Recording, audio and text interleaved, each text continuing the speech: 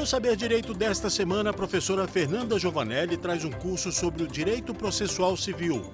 Durante as 5 aulas, serão abordados os atos processuais e prazos, a formação e suspensão do processo, a petição e a admissibilidade da inicial. Veja a aula 3.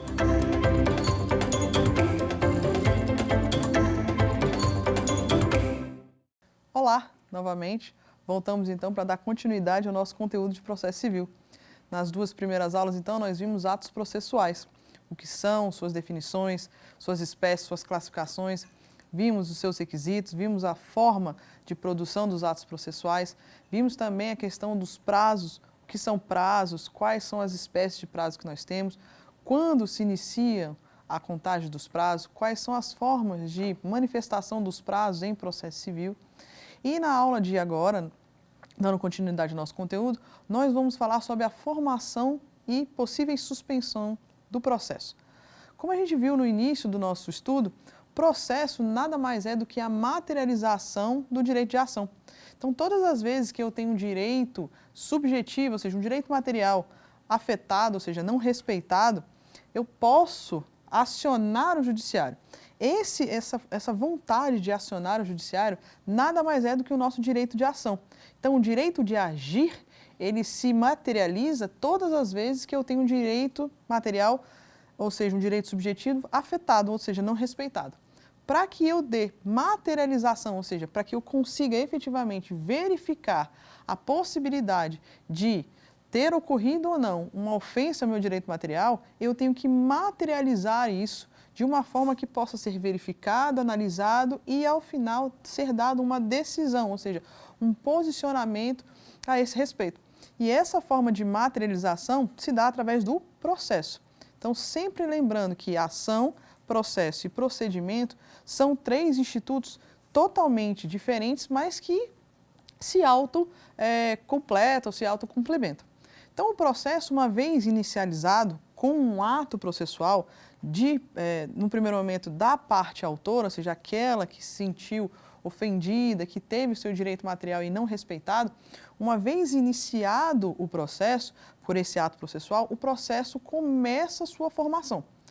A gente já viu, você já deve ter estudado a respeito, que a relação jurídica é aquela relação entre o sujeito e o seu direito material. Tá?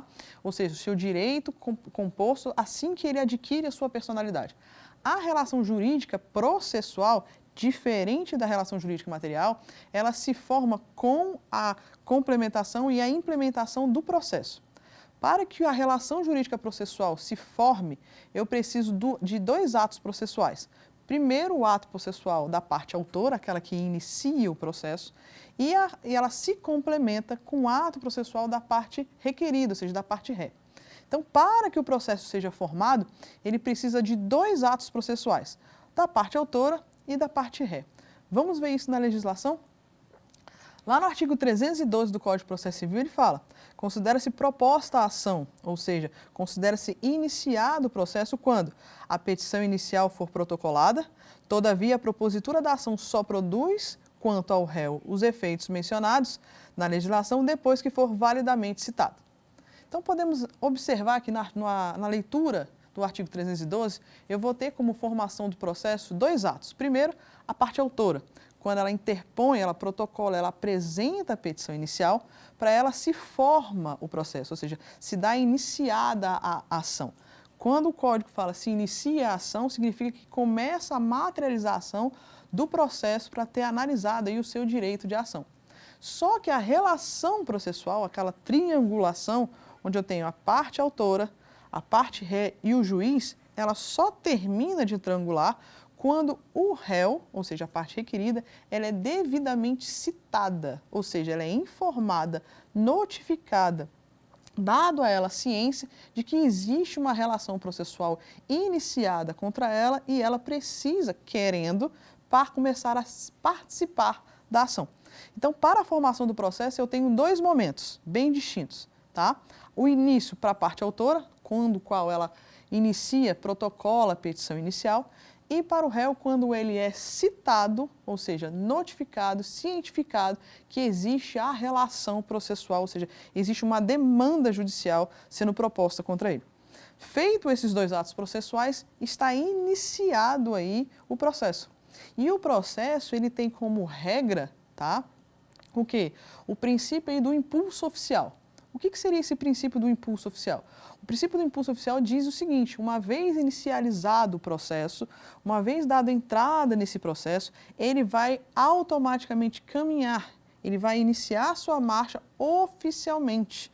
Ou seja, ele caminha mesmo que as partes não tenham interesse, ou seja, mesmo que as partes não movimentem o processo, automaticamente o processo vai começar a andar, ele vai se conduzindo automaticamente, ou seja, oficialmente. A regra é que uma vez iniciado o processo ele vai manter a sua marcha, o seu caminhar automaticamente, só parando quando vier a decisão final desse processo. Salvo o contrário, não há nenhum outro motivo para que o processo termine, ou seja, para que o processo, suspenda, pare, tenha a sua marcha paralisada. Porém, a própria legislação prevê algumas situações cujos quais o processo será, a marcha processual do processo será suspensa, terá sua paralisação. Vamos ver na legislação? Lá no artigo 313, a gente observa que ocorrerá algumas hipóteses de suspensão do processo. No artigo 313, a gente tem aí basicamente 10 incisos. E no 313 do caput ele vai dizer, suspende-se o processo. E aí no primeiro inciso ele fala, pela morte ou pela perda da capacidade processual de qualquer das partes, seu representante ou do seu procurador. Quando o Código fala que suspende-se o processo, no primeiro inciso, pela morte da parte ou pela sua perda da capacidade processual, tanto da parte como do seu representante ou do seu procurador, significa dizer que as pessoas que estão participando do processo e iniciaram a materialização do seu direito de ação, por algum motivo não o podem mais participar. Então, quando ele fala a morte das partes, é justamente o término da vida, o término da vida física das pessoas. Tá? Quando ele fala parte ali, ele está dizendo parte independentemente se for pessoa física ou se for pessoa jurídica. Se for pessoa física, é a morte física mesmo da pessoa. A pessoa simplesmente veio a óbito. Se for pessoa jurídica, é justamente pela extinção da pessoa jurídica. Ela não participa, ela não existe mais no mundo jurídico. Se a parte autora vier a óbito, vier a falecer, o processo se suspende. Para quê? Para verificar se o direito material que está sendo discutido ali, se o direito material dela, que foi ofendido, que foi não respeitado, é passível de ser o quê? Exatamente, ser herdado pelos seus herdeiros, ou seja, é passível de transmissão.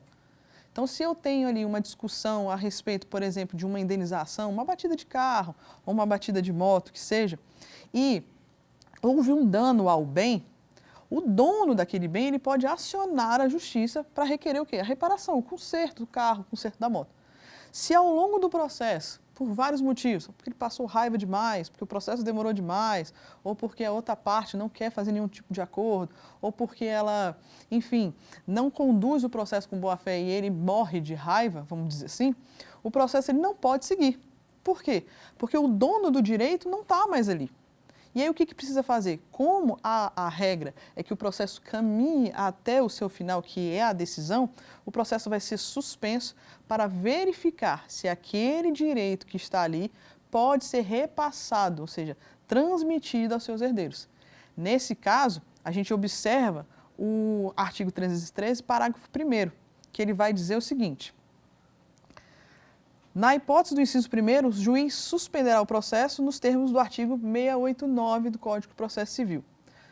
O que diz o artigo 689? Apenas a fim de curiosidade. O artigo 689 ele vai falar sobre um procedimento especial chamado processo de habilitação. O que é isso? É quando você herda algum direito ou quando você tem um direito discutido em um processo, mas você ainda não faz parte desse processo. Você requer a habilitação, ou seja, requer para entrar e poder participar do processo. Nesse caso, se os herdeiros diante da morte do seu parente se eles não requerem, na verdade, a habilitação do processo. O que a legislação faz? A legislação fala que o juiz vai suspender o processo e o próprio juiz vai intimar os possíveis herdeiros para que venham ao processo e, querendo, assumam o lugar daquele parente que faleceu, para que o processo volte a ser a sua marcha normal até a decisão final. Isso é em caso de morte da parte autora. E se a parte ré morrer? Como que funciona? Funciona da mesma forma, só que a responsabilidade aí para chamar os possíveis herdeiros que possivelmente irão assumir o lugar desse parente não será feito pelo juiz. Será feito, na verdade, se não houver esse processo de habilitação, será feito pela parte autora, porque é ela que tem interesse em fazer o quê? Em resolver esse problema. Qual o problema? No nosso exemplo, de ter o seu bem reparado. Então, o que vai acontecer? O juiz suspende o processo, chama a parte autora para que ela providencie o quê? A procura, a intimação dos herdeiros do réu para que eles venham até o processo e façam o quê? Participem e assumam o lugar daquele parente que por algum motivo veio a falecer. Essa é a primeira situação do inciso 1º de 313. Aí eu tenho outras situações que ele fala pela morte ou a perda da capacidade processual. Quando a gente fala de capacidade processual, a gente tem que remeter um pouco à questão das capacidades. Eu tenho aí, basicamente, quando a gente fala de processo, 3 tipos de capacidade. A capacidade de estar em juízo, a capacidade processual e a capacidade postulatória. Quando a gente fala da capacidade de estar em juízo, a gente vai estar falando aí sobre a capacidade de ter direitos. Como assim? A capacidade de ser pessoa de direitos, deveres e obrigações. Quando você estuda direito civil, lá no direito material, você aprende que a pessoa física ou a pessoa humana, quando que ela adquire direitos, deveres e obrigações? Exatamente, quando ela adquire personalidade jurídica. E quando que ela adquire personalidade jurídica? Quando ela nasce e nasce com vida. Então, quando a pessoa física, a pessoa humana, ela nasce e nasce com vida, ela adquire personalidade jurídica, ela adquire direitos, deveres e obrigações, diferentemente da pessoa jurídica. A pessoa jurídica, ela adquire direitos, deveres e obrigações quando com o seu registro. Quando ela faz o registro no órgão competente, seja um órgão profissional, seja o cartório ou junta comercial, ela vai adquirir direitos, deveres e obrigações. Essa é a capacidade de estar em juízo. E a capacidade processual? A capacidade processual, a pessoa física ou jurídica, ela só vai ter quando ela tiver o quê? Capacidade civil plena. E o que é capacidade civil plena? Capacidade civil plena é aquela capacidade civil que eu posso exercer sozinho os atos da vida civil. Para a pessoa jurídica é quando ela tem todos os seus atos constitutivos já registrados em cartório ou na junta comercial ou até mesmo no seu órgão profissional. E quando eu falo da pessoa física, o que eu estou querendo dizer com capacidade civil plena? Quando ele atinge a maioridade, seja pela idade biológica ou seja na questão da emancipação. Perfeito? Então, se eu tenho capacidade de estar em juízo, não necessariamente eu vou ter capacidade processual. Para que eu tenha capacidade processual, eu tenho que ter a capacidade civil plena. E se eu não tiver a capacidade civil plena, professora, o que eu devo fazer? Aí você tem que ser representado. E quando eu falo representado, eu estou falando representado de forma genérica. A gente tem que observar e lembrar que, quando eu falo de capacidade civil plena, eu vou ter basicamente 2 tipos aí de pessoas que não têm capacidade. São os absolutamente incapazes e os relativamente incapazes. Os absolutamente incapazes são, de acordo com o Código, aqueles que têm menos de 16 anos, ou seja, 16 anos incompleto. E os que têm capacidade relativa ou relativamente capazes são aqueles que têm entre 16 e 18 anos, aqueles que têm algum tipo de incapacidade, seja temporária ou permanente, capacidade mental temporária ou permanente, são os ébrios habituais, as pessoas que têm problema com entorpecentes e qualquer outro tipo de limitação que exerça sobre a pessoa física para que ela possa exercer sozinha os atos da vida civil. Quando eu tenho, então, a pessoa sem a capacidade civil plena, como que ela vai poder acionar o judiciário? Ela tem o direito de ação, porque ela tem direitos materiais, direitos subjetivos dela. Se ela tem esses direitos, ela tem capacidade civil, ou ela tem capacidade de estar em juízo. E a capacidade processual? Aí ela vai precisar ser representada ou vai precisar ser assistida. É muito simples saber sempre qual é a diferença de uma para outra. Na maioria das vezes, os alunos falam assim, professor, eu sempre tenho dificuldade de saber quem é o representado e quem é o assistido. O representado é aquele cujo qual a pessoa não vai, mas o seu representante fala por ela, né? Quando a pessoa é assistida, o representante, ou seja, o maior de idade, a pessoa que já tem a maioridade, ela fica apenas assistindo a pessoa a praticar os atos, dando aquela assistência. Então, diante disso, quem é que é representado e quem que é assistido? O menor, o absolutamente incapaz, ele vai ser representado. Ele não aparece. Quem aparece é seu representante legal. O representante legal aparece e ele fica apenas por trás. Então, o menor de 16 anos, o absolutamente capaz, ele é representado.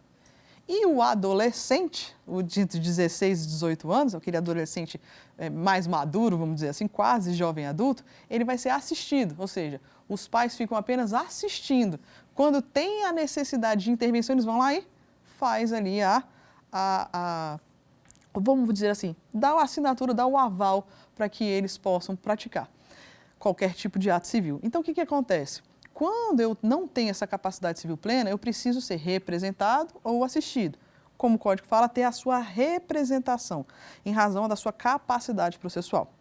Então, se eu sou parte no processo, tenho a minha capacidade civil plena, mas por algum motivo eu sou acometido de um mal, cujo qual a minha capacidade de exercer os atos da vida civil fica o quê? Diminuída. Eu não posso mais dar continuidade ao processo sozinho. Diante disso, o que vai acontecer? O processo será suspenso, a marcha processual suspende a marcha processual, para que o quê? Para que venha alguém e me assista no processo. Ou para que venha alguém e faça essa representação de forma genérica dentro do processo. Isso pode acontecer tanto na parte autora quanto na parte ré.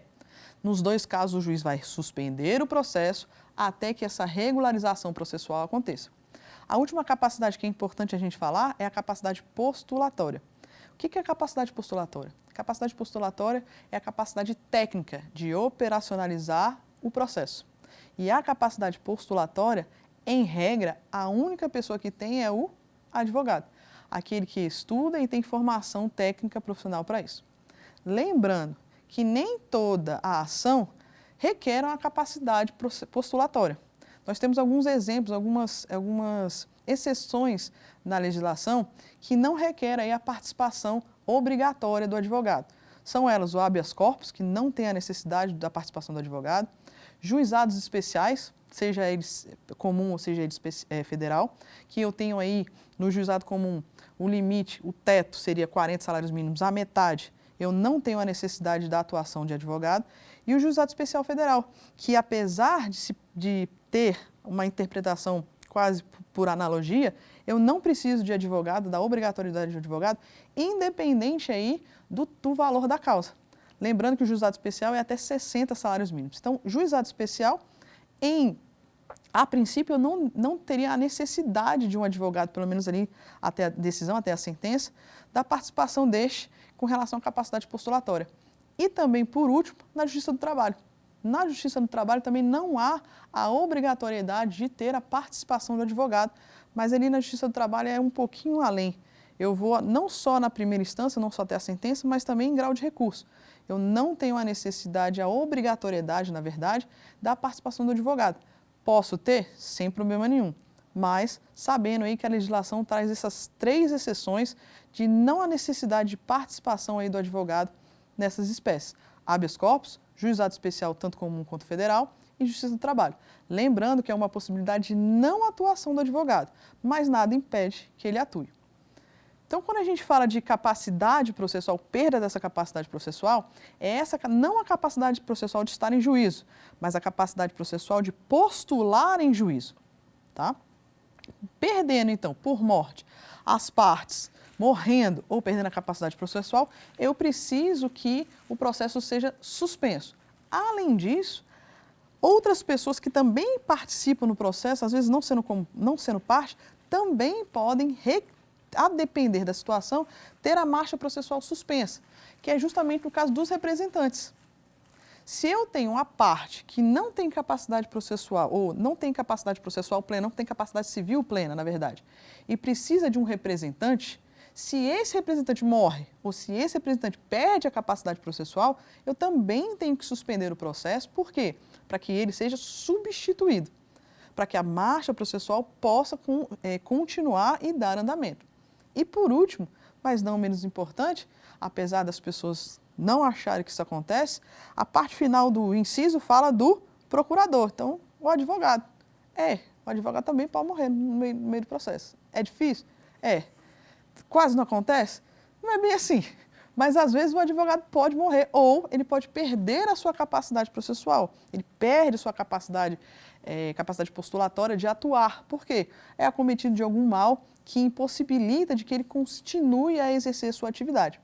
Nesse caso, eu só vou suspender a marcha processual, e aí a gente tem que ter um pouco mais de atenção, que se o procurador, seja da parte autora, seja da parte ré, se ele morre ou perde a capacidade processual, eu só vou suspender a marcha processual se aquele advogado for o único advogado da causa. Então, observe, o advogado pode morrer, pode. O advogado pode perder a capacidade processual? Pode. Mas o processo não vai parar como regra. O processo só é suspenso se o advogado que veio a óbito ou perdeu a sua capacidade processual, perdeu a sua capacidade civil plena, se ele for um único advogado da parte. Se eu tiver mais de um advogado atuando naquela causa, não há porquê.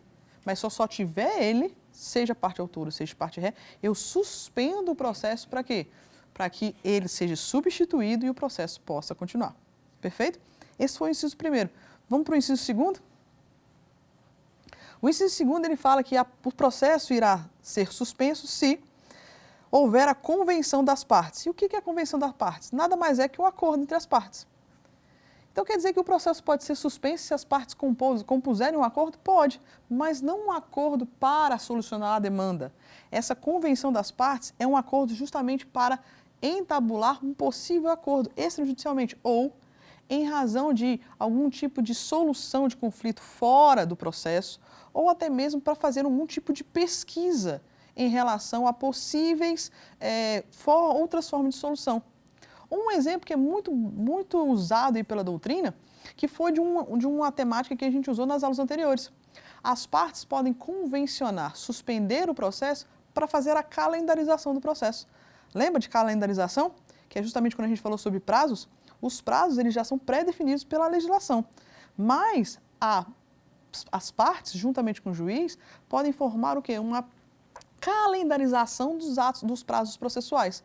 Então, elas podem, ao longo do processo, em qualquer momento, pedir a convencionar a suspensão do processo para entabular, ou seja, para combinar outros prazos processuais, inclusive com relação a futuras audiências, produções de prova e datas de decisões. Então, é possível, então, suspender pela convenção das partes. Vamos continuar dando uma lida no artigo? 303, inciso 3º, pela arguição de impedimento de suspensão. É possível, então, que as partes ou o processo seja suspenso em razão de impedimento ou suspensão do julgador da causa.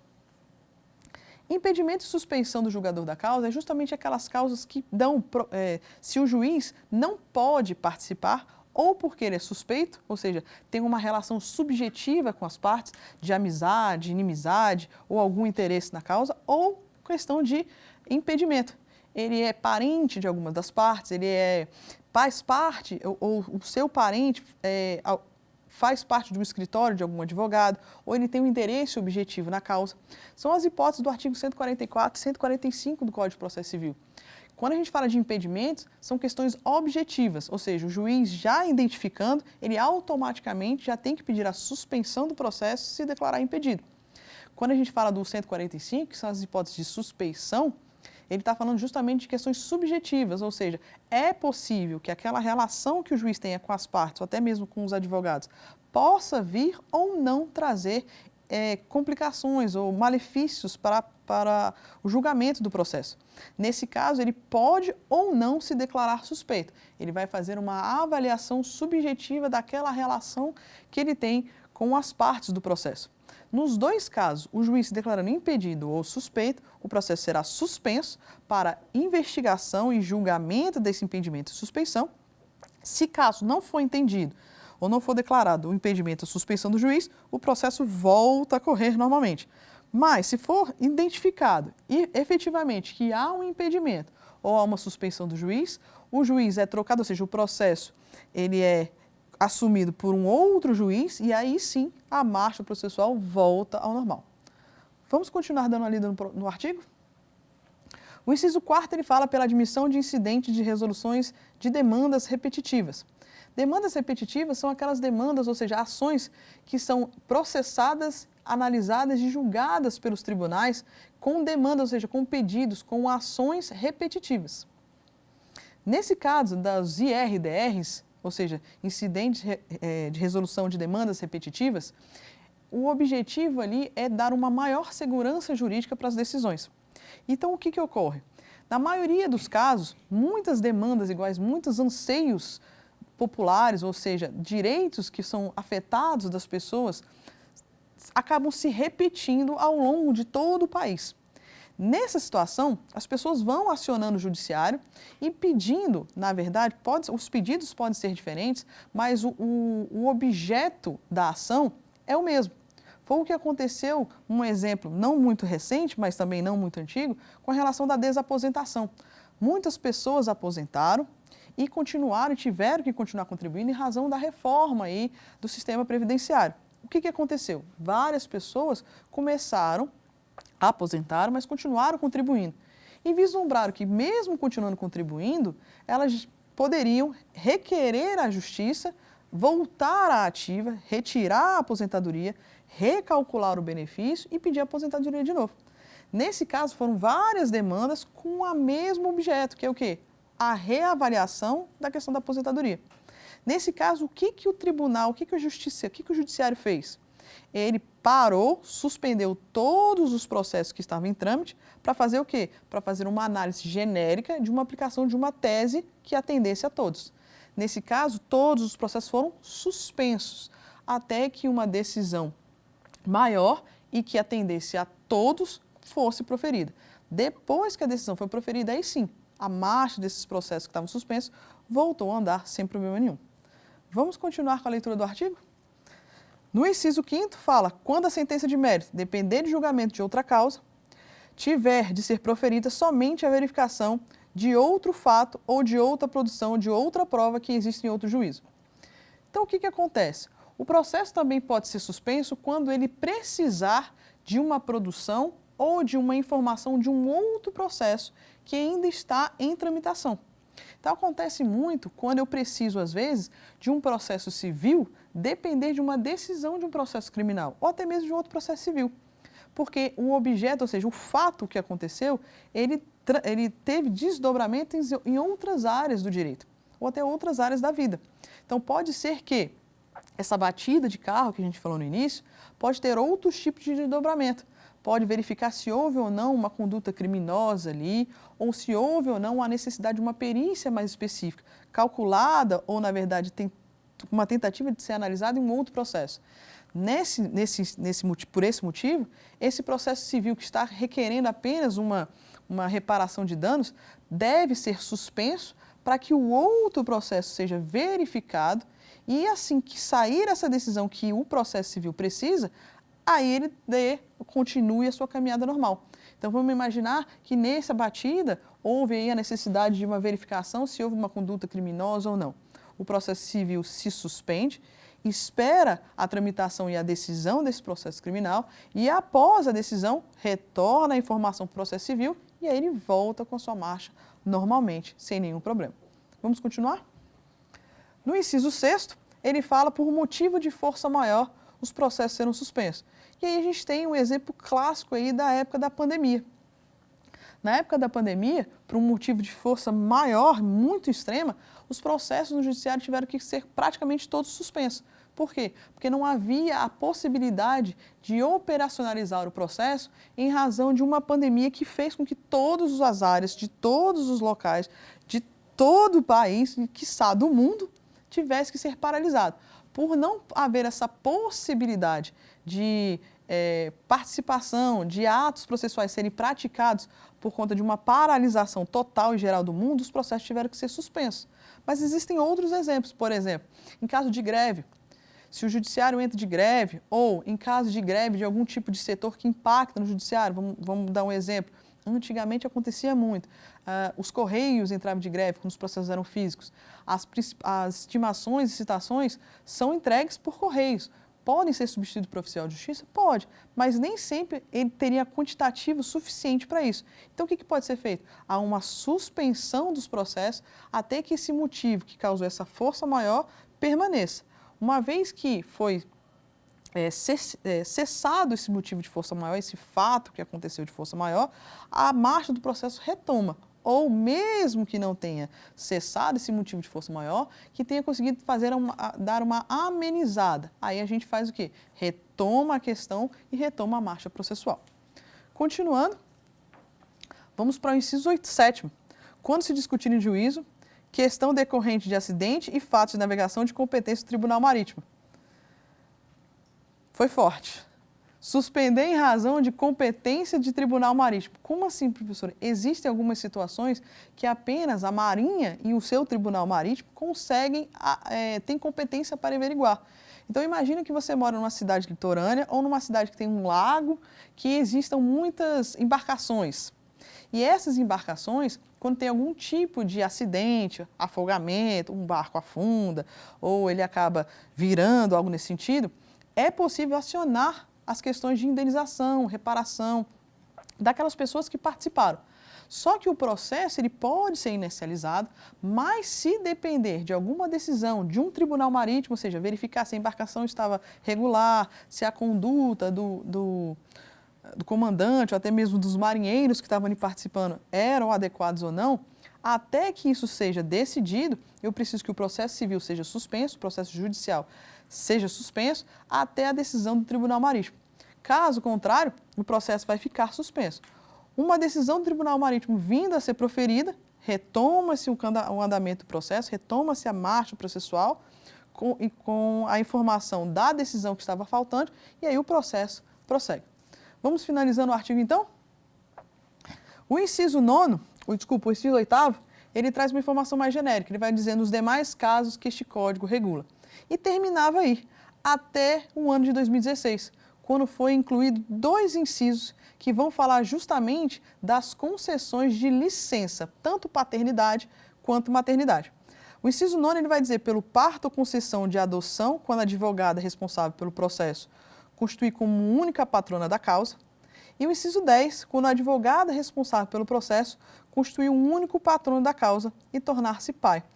Esses 2 incisos foram incluídos pela Lei 13.363 de 2016 e têm como função atender os anseios da própria advocacia. Em que sentido? No sentido de quando a advogada ou o advogado for o único patrono da causa, o que é isso? For o único advogado da parte. Lembra lá no inciso 1º que o advogado, por incrível que pareça, ele pode morrer ou perder a capacidade processual? Pois é. Quando ele é o único advogado da causa e falece, o processo é suspenso para que ele faça o quê? Para que ele possa ser substituído. Quando ele perde a sua capacidade processual, a sua capacidade de trabalho, ele também suspende o trabalho, o processo também vai ser suspenso para que ele possa ser substituído. E também tem essas 2 situações. Quando a advogada tem a licença maternidade, ou seja, quando ela tem que se afastar em motivo de ter concebido um filho.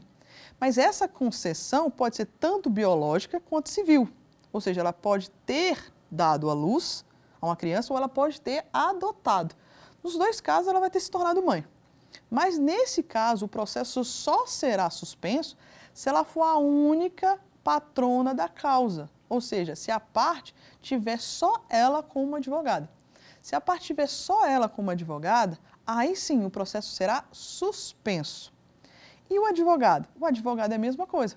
O advogado, obviamente, que vai ser considerado tanto a paternidade biológica quanto a paternidade civil.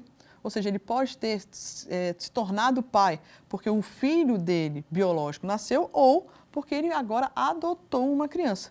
Nos 2 casos, a única coisa que você tem que observar é que os 2 tem que ser um único advogado da parte. E aqui pouco importa se é parte autora ou se é parte ré. O que a gente tem que observar é que esse prazo de suspensão, ele não é um prazo de suspensão igual ao da licença, tanto maternidade quanto da paternidade. Sabemos que a licença maternidade da mulher, quando ela concebe a criança, pode ser de 120, chegando até em algumas situações a concessão maior de 180 dias. No caso de processo, o processo ficará suspenso por 30 dias. E no caso do advogado que se torna pai, seja tanto biológico quanto civil, o prazo de suspensão do processo fica em 8 dias, tá? Mulheres, então, advogadas, que são as únicas patronas, vão ficar aí com uma suspensão do processo de 30 dias. Se for advogado, patrono da causa, o único advogado da causa, aí sim o processo ficará suspenso por 8 dias. Perfeito? Então, nesse caso também ocorrerá a suspensão. Acabando os prazos, o processo volta à marcha normal. Se o advogado não tiver condições, aí, obviamente, ele vai tomar as providências necessárias, fazendo subestabelecimento ou até mesmo convocando a parte para a contratação de mais um advogado para participar do processo. Vamos ver como é que a legislação traz isso? Então, com relação ao prazo de suspensão para advogado e advogada que se torna pai e mãe, está constando ali no parágrafo 6º e no parágrafo 7º. Então, ele vai dizer, no caso do inciso 9º, o período de suspensão será de 30 dias, contado a partir da data do parto ou da concessão da adoção, no caso do advogado. E como é que se comprova isso? Certidão de nascimento ou documento similar que comprova a adoção da criança. Quando a gente fala no parágrafo 7º, ele vai trazer o caso do advogado. Então, no caso do inciso 10, o período de suspensão será de 8 dias, contado da data do parto, obviamente não do advogado, mas da esposa ou da companheira ou da pessoa com quem ele se relacione e teve o filho, bem como da concessão da adoção, mediante a apresentação seja da certidão de nascimento ou seja de documento similar aí. Então, esses são os casos aí de formação e de suspensão do processo. Então, devemos lembrar que o processo, a partir do momento que ele se forma, ele tem a sua marcha processual, ou seja, o seu caminhar, sem nenhum tipo de interrupção. Essa é a regra. Mas existem aí 10 incisos no artigo 313, que é importante você dar uma lida bem minuciosa para ver as nuances de diferença, no quais, em casos bem esporádicos e bem específicos, a marcha processual será suspensa. Mas observe, essa suspensão, ela tem um motivo específico de até mesmo análise do direito material que está sendo trabalhado no processo. Caso contrário, se não tiver essas hipóteses do Código, o processo não terá a sua marcha interrompida. Mas devemos lembrar que esse rol do 313 é um rol exemplificativo, não é um rol taxativo, o que significa que não só esses casos que irão causar a suspensão processual. O que me garante isso é naquele inciso que fala nos demais casos previstos no Código de Processo Civil. Então, quando a legislação quiser suspender a marcha processual, além do 313, ela vai informar direta e objetivamente, de forma expressa, que aquele caso o processo será suspenso. Então, diante disso, a gente pode verificar que os casos de suspensão do processo, eles vão ocorrer sempre que for necessária a interrupção da marcha em razão de algum acontecimento que tenha, tanto no rol do 313 quanto em qualquer outra situação que ocorra aí ao longo do processo e que tenha autorização expressa na própria legislação. Lembrando que, em alguns casos específicos do 313, a gente tem uma limitação dessa suspensão. Vamos ver? Lá no parágrafo 4º, quando ele traz o prazo de suspensão, ele tem algumas exceções com relação a 2 incisos, ou 2 situações específicas. Quando ele fala lá do inciso 5º, que é justamente quando a gente traz as informações, a gente precisa de informações de outros processos para compor o processo que está suspenso, naquele caso que a gente falou de algum tipo de questão criminal que seja investigado, até uma questão administrativa que precisa ser investigada para trazer a informação para o processo que está suspenso, e nos casos aí de convenção das partes. Nos casos aí que eu precise interromper para esperar uma informação de um outro processo, o prazo de suspensão ele não pode exceder a 1 ano. Ou seja, eu tenho uma limitação temporal para que esse processo fique suspenso. Se exceder esse prazo de 1 ano, volta-se à marcha processual e o processo é julgado sem nenhum tipo de problema ou nenhum tipo de empecilho. Obviamente que se a informação que estava sendo aguardada do outro processo nesse prazo de um ano não houve, ocorrerá uma tentativa de elucidação desse problema, ou seja, vamos tentar resolver a problemática que estava sendo necessária no outro processo, no processo que estava suspenso. Se não for o caso, e essa decisão que estava sendo esperada, essa informação que estava sendo esperada do outro processo, causar posteriormente algum tipo de prejuízo no processo, obviamente que temos outros remédios jurídicos para isso. Poderíamos entrar com uma ação rescisória, até mesmo uma ação de revisão de algum tipo de questão com relação ao processo. Ou até mesmo podemos alegar um fato novo, que era um fato que já existia à época, mas a gente só teve conhecimento posteriormente. No caso do inciso 2º, que é convenção das partes, naquela situação que eu falei que as partes podem convencionar a suspensão do processo, até mesmo para tentar um acordo extrajudicialmente ou até mesmo para fazer uma calendarização dos prazos processuais, esse prazo de suspensão ele não pode exceder a 6 meses. Quando der o prazo de 6 meses, o juiz vai intimar as partes para que retomem a marcha processual do processo e produzam os atos processuais a eles pertinentes. Caso contrário, se elas não o fazem, se for de competência, ou seja, se for de responsabilidade da parte autora produzir o ato processual e ela não o faz, o juiz pode extinguir o processo sem julgamento de mérito, ou seja, entender que a parte está desistindo do processo, ou seja, desistindo da intenção de ter a sua demanda verificada e simplesmente pôr fim ao processo. Se for com relação à parte ré, o juiz vai seguir o processo, vai entender também que a parte ré não tem o interesse e vai caminhar aí para um possível julgamento, às vezes, ou por vezes antecipado da demanda judicial. Então, nesse quesito, a suspensão do processo ela tem que ser analisada em conformidade com as necessidades, tanto legais quanto das partes, para que possa, sim, ter essa suspensão sem prejudicar tanto a celeridade quanto a economia processual. Agora que nós já terminamos aí o conteúdo com relação à formação e suspensão do processo, vamos para o quiz. Nos termos do Código de Processo Civil Brasileiro, a morte ou a perda da capacidade processual de qualquer das partes, de seu representante legal ou de seu procurador, gera, letra A, cancelamento da distribuição do processo, letra B, extinção do processo, letra C, suspensão do processo, letra D, desmembramento do processo. E aí, o que você acha que é a resposta? Acertou quem falou da letra C, de suspensão do processo. Nesse caso, analisando as demais letras, as demais itens da questão, cancelamento da distribuição do processo. Distribuição do processo, o cancelamento da distribuição do processo não seria, porque a distribuição do processo ainda é um ato que ainda nem se formou o processo de forma adequada. Quando eu falo distribuição do processo, significa que apenas a parte autora iniciou o processo, mas o processo ainda não se formou. Lembra que falamos no início da aula? Que o processo ele só se forma quando a parte autora dá início com a sua petição inicial e a parte ré é devidamente citada, ou seja, cientificada de que existe uma demanda contra ela. No comando da questão, ele quer saber o que ocorre quando a morte, perda ou capacidade processual da parte representante ou procurador. Nesse caso, o processo já iniciou, já está em sua marcha e simplesmente houve um fato que não corrobora com o caminhar do processo. Então, há a suspensão. A letra B não poderia ser, porque o processo não pode ser extinto no primeiro momento, porque eu preciso efetivamente verificar se há, em questão de morte da parte, a possibilidade de transmissão daqueles direitos para os seus herdeiros. Se a questão da perda da capacidade, eu tenho que oportunizar a parte a ter a sua representação regularizada e com relação ao procurador, mais específico ainda. Se for apenas um procurador, eu vou suspender o processo até que outro assuma o local, ou o lugar daquele procurador, ou seja, daquele advogado. Mas se houver mais de um advogado, nem ocorrerá a suspensão, quiçá a extinção do processo. E com relação ao desmembramento do processo, temos que lembrar que desmembramento do processo é algo que só ocorre quando? Quando eu tenho um excesso de quantitativo ou de quantidade de partes no processo.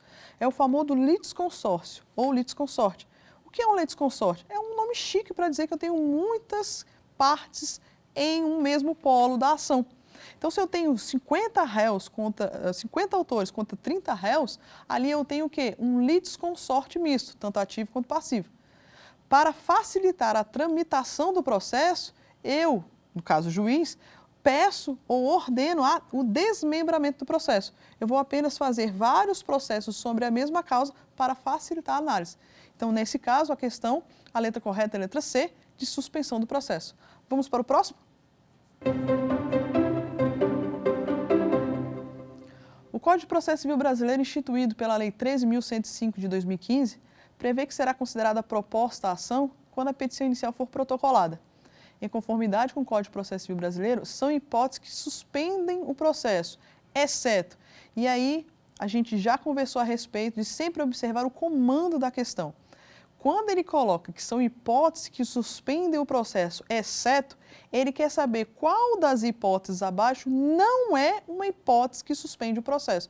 Então, não basta a gente saber o conteúdo, a gente tem que saber interpretar a questão, que é o que mais pega o aluno na hora das avaliações.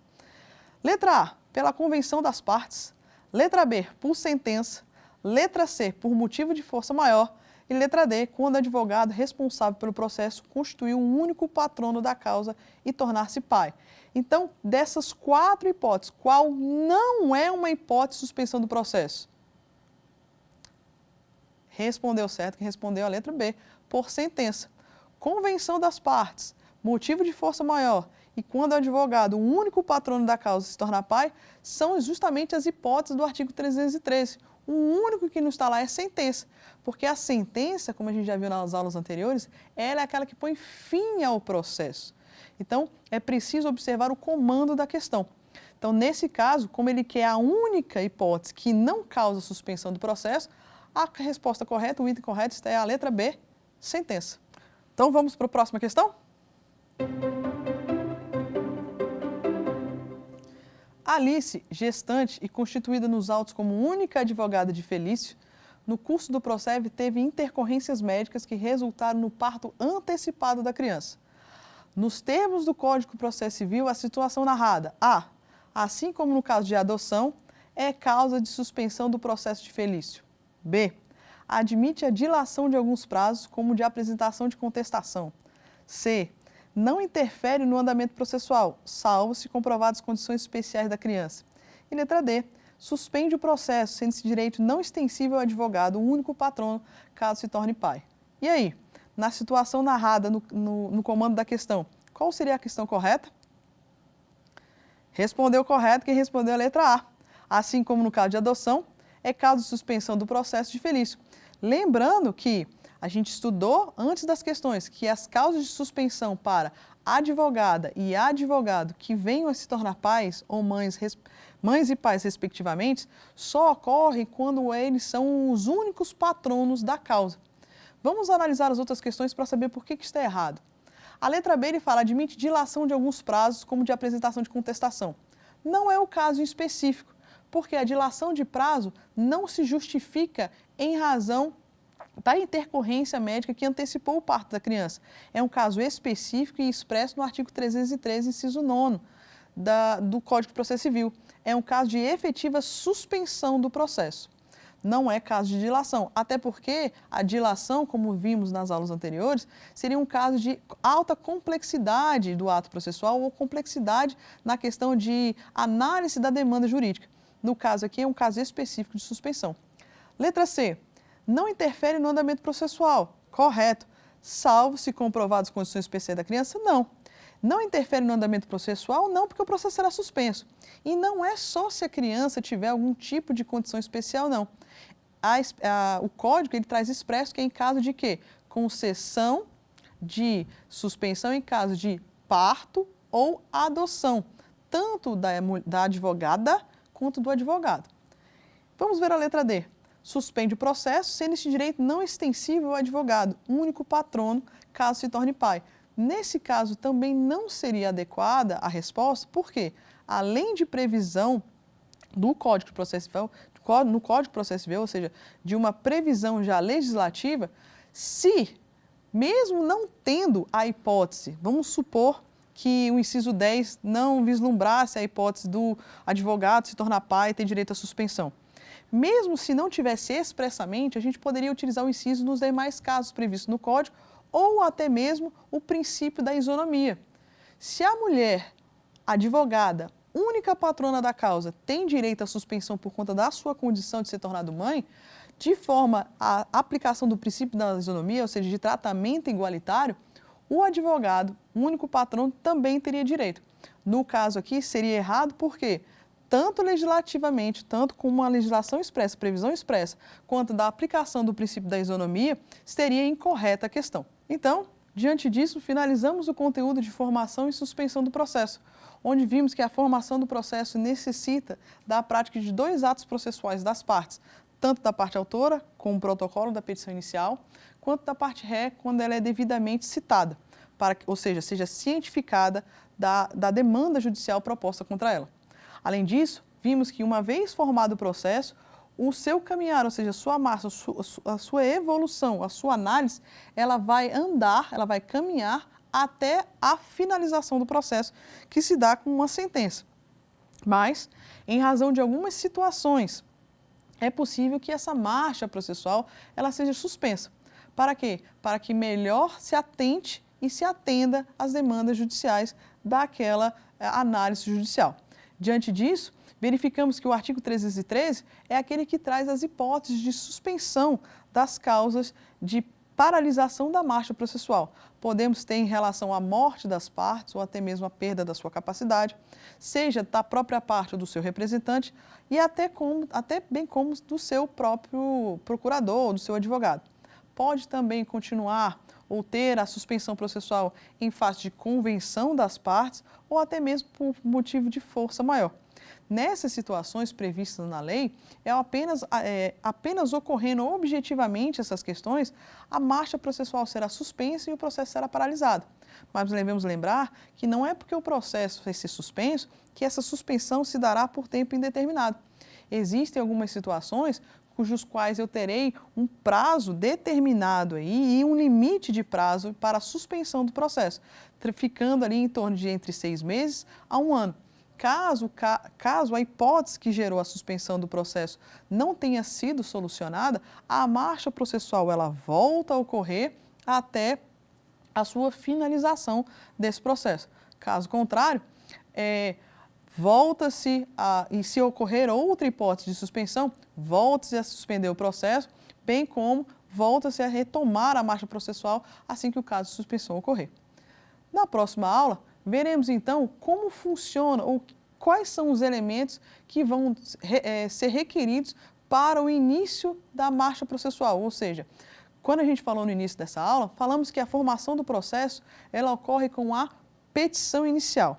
Então, nas próximas aulas, iremos verificar o que é a petição inicial, quais são os requisitos para essa petição inicial e o que a legislação traz de novo ou de específico com relação aos requisitos constantes da petição inicial.